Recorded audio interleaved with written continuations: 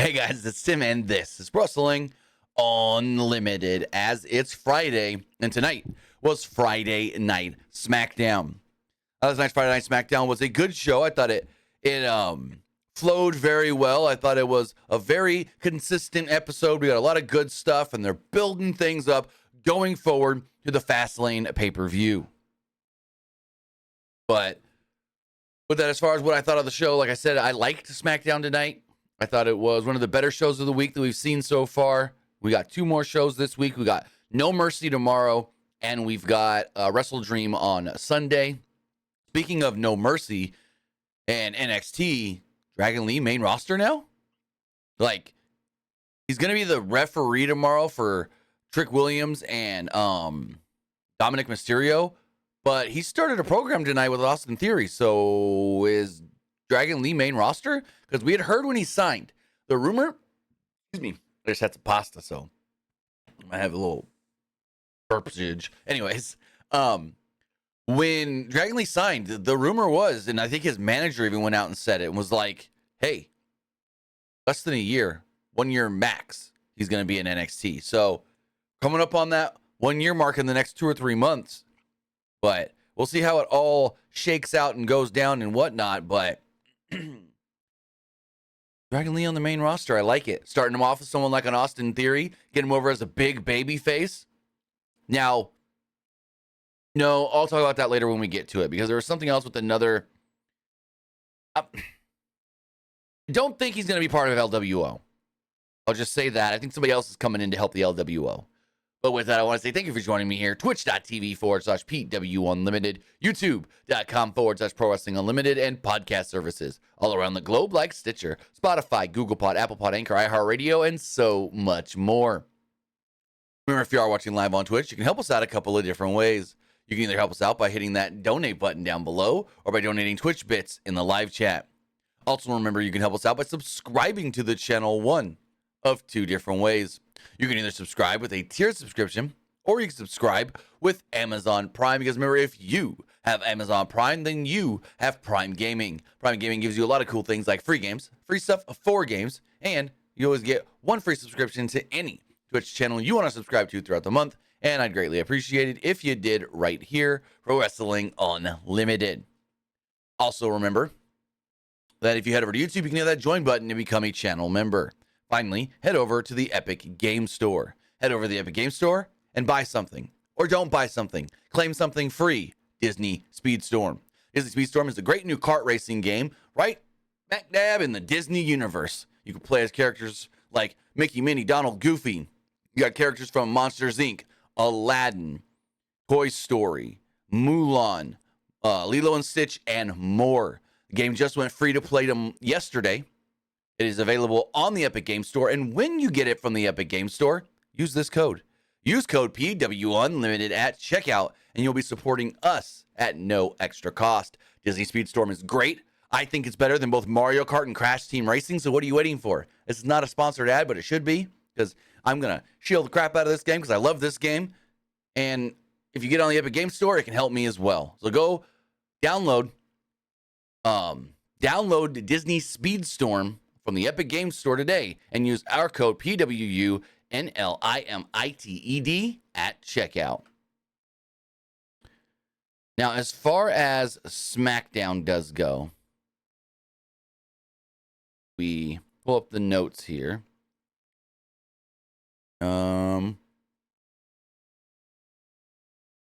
Here we go.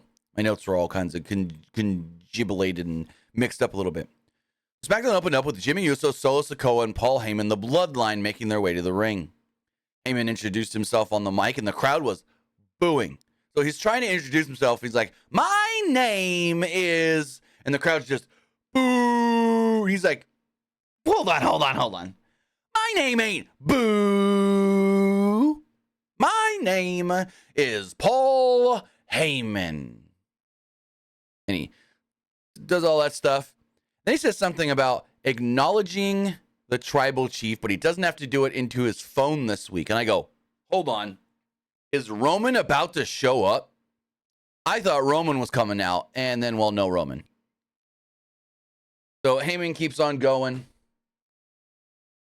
And he follows this up by stating that the second greatest of all time, John Cena, took a beating last week. First greatest of all time as well, Roman Reigns. A beating that he hadn't taken in a very long time, before calling for footage of last week's assault on not just Cena, but AJ Styles as well.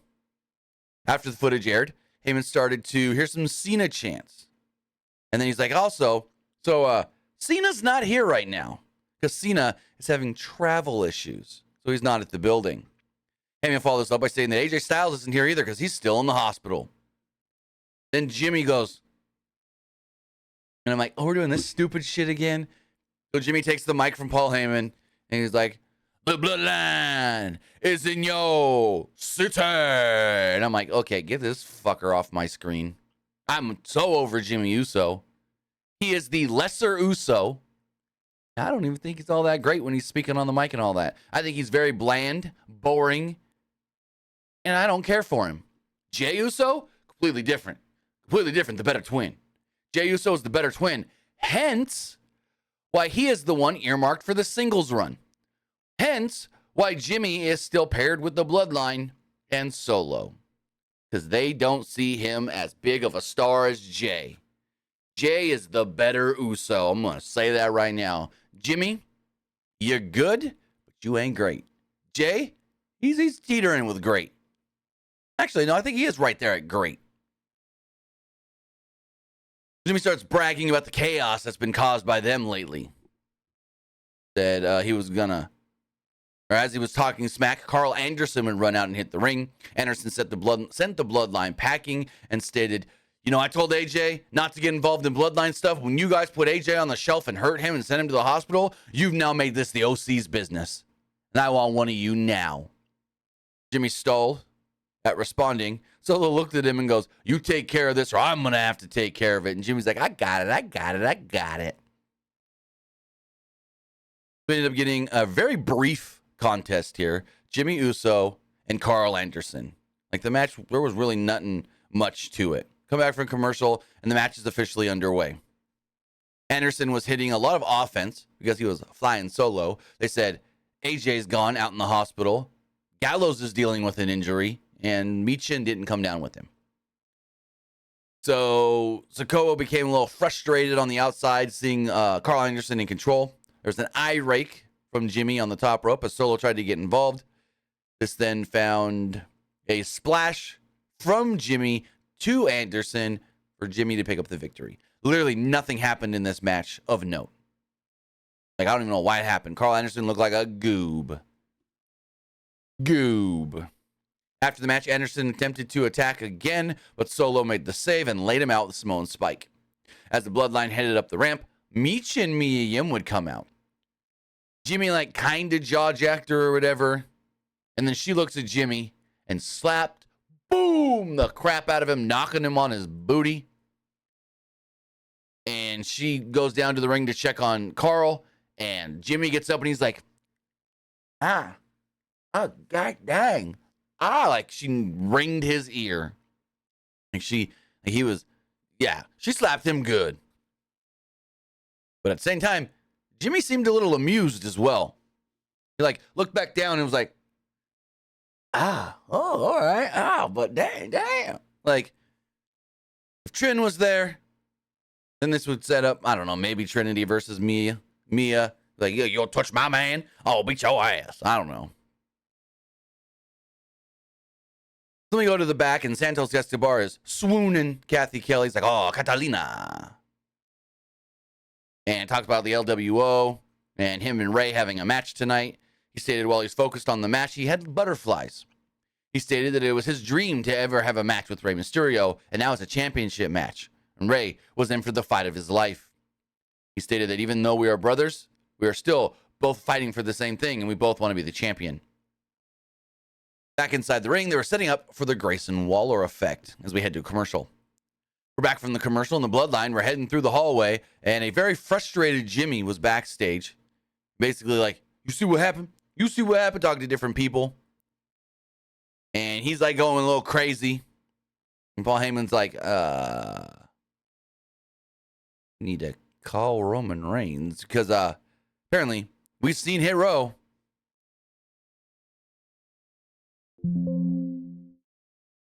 And wait, hold on. Nope. This is later. He's yelling at people, and yeah, the hit row thing was later, actually. I just double checked my notes. I wasn't sure if it was all together or not. So let's go back here. We got the Grayson Waller effect. Jimmy's in the back, all big and stupid Jimmy. We go to the ring for the Grayson Waller effect. Special guest Bobby Lashley. Lashley stated that he made a mistake wanting to align with the Street Profits. Lashley stated that the Profits just didn't have what it took to be with him and be successful. Waller's like, I know a successful tag team for you. It's the team of, well, and he didn't want to pitch himself. He's like, Austin Theory and Grayson Waller? Grayson Waller?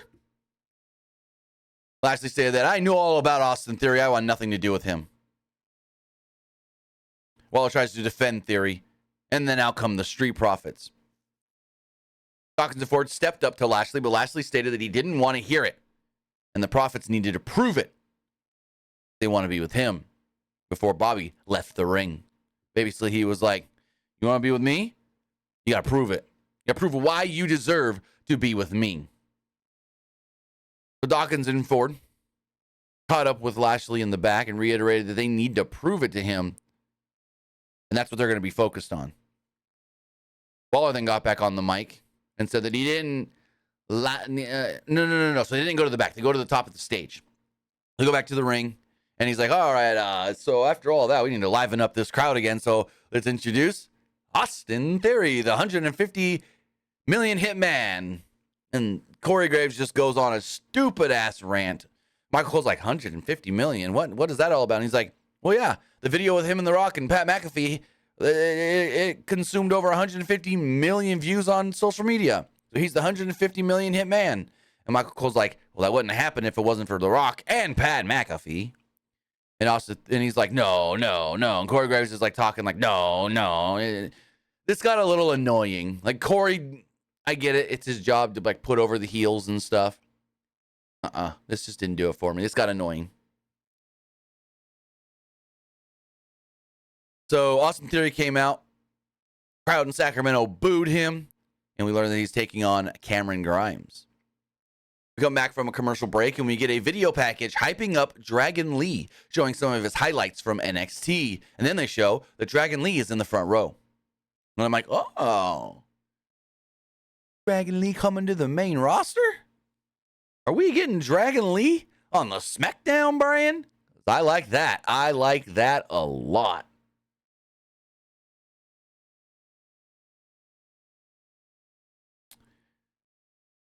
So they air the video, and then Austin Theory's yelling about something. Austin Theory's all mad, like, why are you focusing on him? I'm in the ring. Why are you focusing on this guy over here?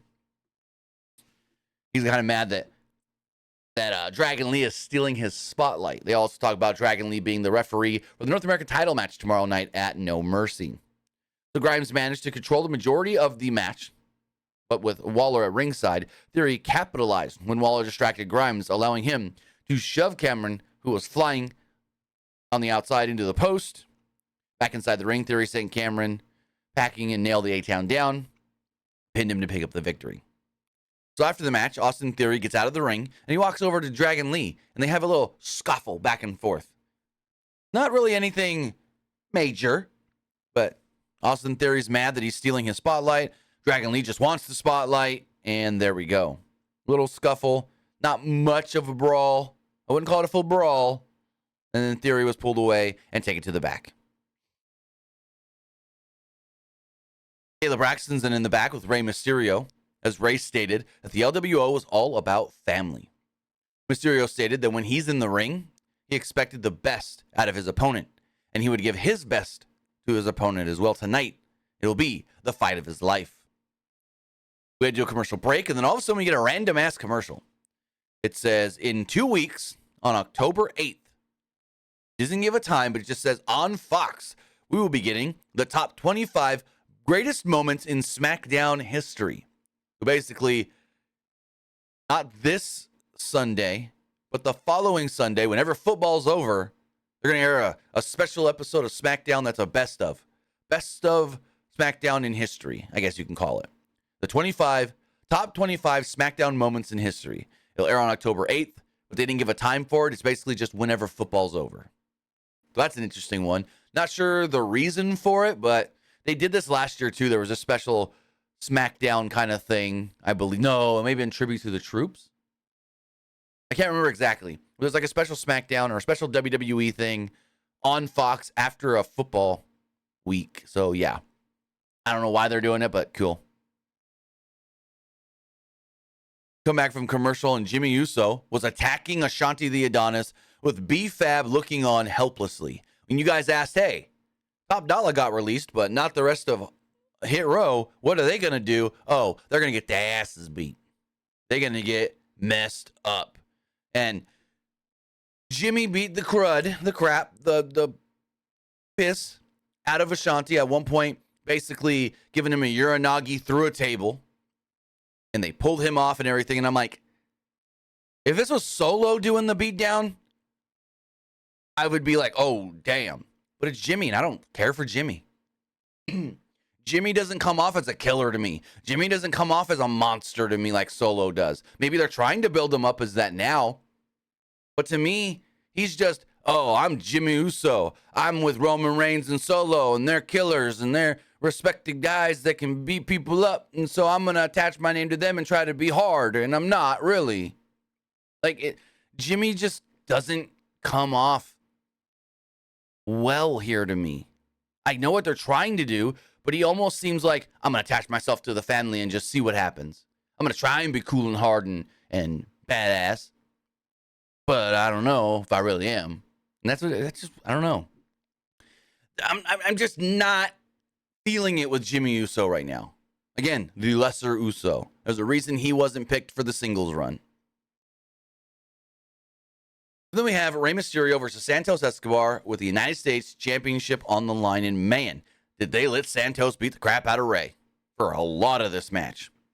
The match began with both men feeling each other out, attempting to gain the technical advantage. Zelina Vega watched on from ringside. Mysterio sent to the outside at one point following a diving crossbody by Escobar as we head to a commercial break. We come back from the break, and Escobar has Mysterio trapped in an abdominal stretch right in the middle of the ring. Mysterio then escaped as Rey was bouncing off the ropes. Escobar nailed a huge dropkick, sending the champion down. Mysterio then mounted a comeback, and after Escobar was sent to the outside, Mysterio hit the second rope and nailed Escobar with a crossbody of his own to the outside. After the match was back in the ring, Mysterio nailed an awkward-looking crossbody, and Jimmy Uso was shown attacking more people backstage. I'm like, what? I don't care. Give me Rey and Santos. This match is great. Like, these two are working phenomenal together. Why you gotta show me Jimmy Uso bullshit? I don't want to see any of these bull. No. Mysterio goes and attempts a 619, but Escobar dodged it. And Rey soon found himself on the outside again. Santos nailed him with a dive through the ropes, knocking Mysterio down hard. Escobar then followed this up with a moonsault off the barricade before sending the match back to the inside of the ring. Escobar was feeling out the moment. It was going his way, and he battled Mysterio on the top rope. And after gaining an upper hand, he sent Mysterio crashing to the mat with the Hurricane Rana, but could only follow this up with a 2 count as we head to another commercial break. We come back from the break, and Escobar is still in control on the attack of Rey as he was holding his own, but couldn't really get much damage on Escobar. Escobar at one point locked Rey in a gory special. Escobar attempted to follow this up with a diving crossbody from the top, but he missed, and then Rey missed a flying crossbody of his own. Escobar nailed a huge tilt-a-whirl backbreaker, followed by a modified torture rack, but again, couldn't get the 3, only got a 2. Escobar then attempted to powerbomb, but Mysterio countered it and managed to get a close 2 of his own. Mysterio attempted the top rope Hurricane Rana, but Escobar blocked it. He attempted to nail the Phantom Driver, but Mysterio blocked it and finally nailed the top rope Hurricane Rana. Mysterio attempted a 619, but Escobar caught him. Mysterio escaped and sent Escobar back into the ropes and successfully managed to hit the 619. As he headed to the top rope, he dropped the dime, but missed. Escobar attempted to pin Mysterio, but got a little cocky on the cover, and it paid the price as Mysterio almost gained the victory with the backslide.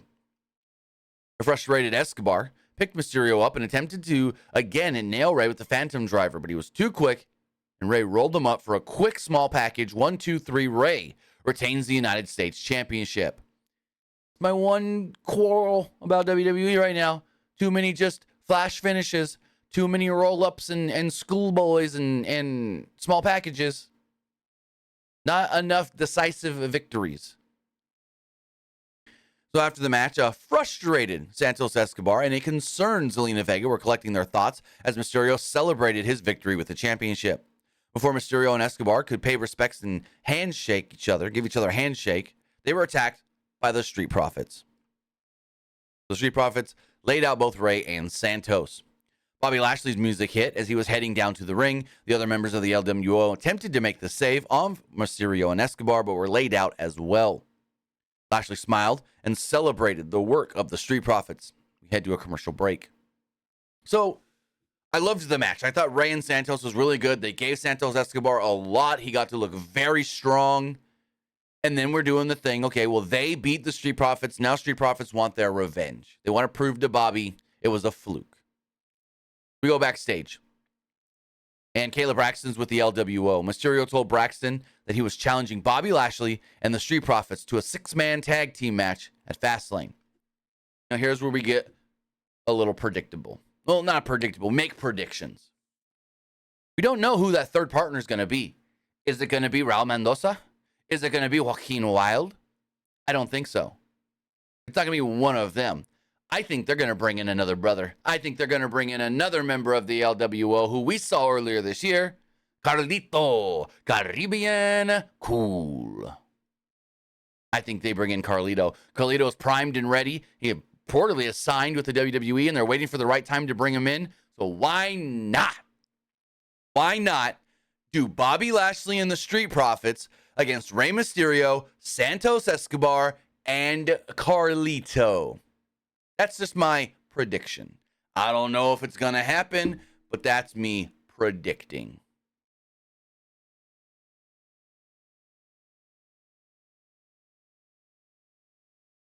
Michael Cole referenced that this week we saw a big, huge signing to WWE, and that is Jade Cargill. Talked about what her potential could look like in the WWE. Alfonso, I did see that. So cool. If you guys haven't seen, WWE created this like cold open for tomorrow's NXT show, No Mercy. And basically the whole thing is like paying homage to the old No Mercy N64 game. It's, oh my God, fantastic. They've got character models of all the wrestlers that are running the show, working the show tomorrow. And they got character select screens. And they got even other people that aren't on the show, like Finn Balor. And this is so awesome. This is, whoever's idea this was, give that person a raise, a promotion. Do it. Do it. Do it. Also, Trap says Carlito knew it. I'm not reporting that.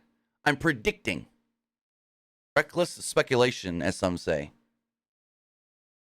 No inside knowledge on if it is Carlito, but that's what I would do. I'd go Carlito Caribbean Cool.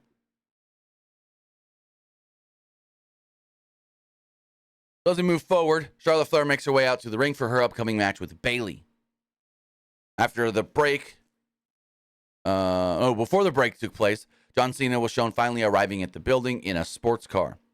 Cena got out of the car with his Fastlane contract in hand, heading towards the backstage area. We go to break. We come back from break, and a video plays, and it aired the... I'm not a big fan of this stuff. Elton Prince has a shoulder injury, but he's feigning like he's like almost dead, like he almost died. He's got to relearn to walk. I don't like any of this. This is meh. They say he's fully recovered, though. Backstage, Butch and Rich Holland of the Brawling Brutes shared their thoughts on all this, and they didn't like it as well. So then we get Charlotte Flair versus Bayley. Before the match begins, Flair grabs a microphone and asks Bayley what happened to her. You used to be a horsewoman. Now, you're okay with just sitting on the sidelines watching Io holding her belt. You're nothing more than a stepping stone. Flair then stated that after she beats Bayley, she's going to challenge Io for the belt at Fastlane. The bell rings and both women look to gain the upper hand, but after Flair was sent to the outside, Bayley flew off the ring apron with an elbow drop, sending Flair down hard as we went to a quick commercial break. Come back from the break, and Flair was on the top rope and managed to land a massive crossbody on Bayley to gain control of the match. Flair followed this up with a follow-away slam, but as she was looking to weaken the leg of Bayley to set up the figure 8, Bayley started to make a comeback. We're having some stream issues. Give me 1 second, guys. Oh. So I've seemingly lost internet. I am going to stop the stream. Okay. So if you were watching this on YouTube or Twitch, I lost internet, but we're going to keep going. This is now a VOD that has been reposted onto YouTube, so we're going to keep going with that. Maybe we are still live. I don't know. We're going to keep on going. If we're still live, we're still live. If we're not, we're not. I don't know exactly. So, Bayley starts to make a comeback. It wouldn't last long. Bayley was fired up, but wasn't as focused as she could have been. Flair managed to nail a spear out of nowhere and score a victory. So, not much to the match at all, but Charlotte does pick up the win, and then she immediately wants to challenge Io for the belt, but out comes Asuka. Well, actually, no. Before Asuka, Bayley's like, hey, you can't just challenge for the belt. She says, as damage control, she says, I'm going to end you. We're going to end you. And they surround the ring. Looks like damage control is going to attack Charlotte. And then, well, out comes Asuka. Asuka grabs the mic and cuts a promo in Japanese as damage control is running away. She's yelling in Japanese. And Bayley just goes, oh, yeah, really? That's what you want? Okay, then you can have a triple threat. You, Charlotte, and Io for the women's title at Fastlane. You got it. And Io's just like, huh? Because, like, Bayley's talking and Io's kind of just looking around. And then Bayley's like, you want a triple threat? You got it. And Io just goes, huh? I thought that was funny. So it looks like it's going to be a triple threat at the Fastlane pay-per-view for the WWE Women's Championship. Bayley, Io Sky, Charlotte, and Asuka. Backstage, John Cena was walking to the ring with his Fastlane contract in hand. We're then told that next week on Smackdown, Judgment Day will be in the building. Only Finn Balor and Damian Priest, the tag champs. And we will be getting Dragon Lee versus Austin Theory, which should be interesting. John Cena makes his way out to the ring for the main event segment of the show. Cena made his way out there with his Fastlane contract in hand. Cena stated that he didn't have a partner to face Jimmy and Solo, and that he would try to get a partner, but if he doesn't get one by Fastlane, he don't care. He wants to fight the Bloodline. Cena followed this up by stating that he wouldn't take them on by himself if he didn't have to. And out comes Jimmy Uso. Oh, actually, all the Bloodline. So Jimmy and Solo come down, and Jimmy stated that Cena wasn't going to make it to Fastlane before they attacked Cena. Cena attempted to fight them off, but the numbers game was just too much. And Cena found himself down and out. Jimmy attempted to set up Cena on the announce table to land a splash, and all of a sudden we hear, ow, ain't, nine, boom, and crowd goes wild as LA Knight makes his way out to the ring. LA Knight comes down, jumps into the ring, nails Solo Sikoa with a blunt force trauma, and then nails a power slam on Jimmy Uso that almost lands Jimmy on the top of his head. He then hits the elbow in the middle of the ring. Cena re-enters the ring. Knight takes the contract, signs the contract, hands it back to Cena, and Cena embraces LA Knight as his partner for Fastlane. So there we go. It will be John Cena and LA Knight against the Bloodline at Fastlane. Fastlane comes to us 1 week from tomorrow. So yeah, that was SmackDown. Pretty good show. I liked it. I thought it was a good, productive, all-around great show. Probably the better wrestling show of the week thus far. Now, with that, you know what I thought of the show. Now it's time to hear what you guys thought of tonight's Friday Night SmackDown. As far as tonight's SmackDown and the polls do go, we're refreshing those really fast. As far as the Twitter poll does go, 79% liked the show, 16% thought it was just all right, and 4% didn't like it. Looking at the YouTube community poll, 77% liked the show, 18% thought it was just all right, and 5% didn't like it. This says 10 out of 10, and this person says 6 out of 10. Finally, we don't have a Twitter poll or Twitch poll, but we do have a YouTube live poll. 75% liked it, 23% thought it was just all right, and 2% didn't like it. So with that, guys, that is going to wrap everything up here. I want to say thank you for joining me here. Twitch.tv/PW Unlimited, YouTube.com/Pro Wrestling Unlimited, and podcast services all around the globe like Stitcher, Spotify, Google Pod, Apple Pod, Anchor, iHeartRadio, and so much more. Programming note: I will not be live tomorrow night talking about NXT No Mercy because I'll be at No Mercy. It's 2 hours away, so that's going to be a whole thing. Sunday morning, I will be doing a review of No Mercy. Then Sunday evening, I will be doing a review of AEW Wrestle Dream. So we do have 2 reviews coming to you on Sunday. One on NXT No Mercy. I will give you my perspective of being there live and then watching it on television. So how it was both ways. And then we'll do the whole Wrestle Dream pay-per-view review as well that evening. With that, guys, have a great rest of your night. Have a great weekend, and we'll see you next time. Have a good one, guys.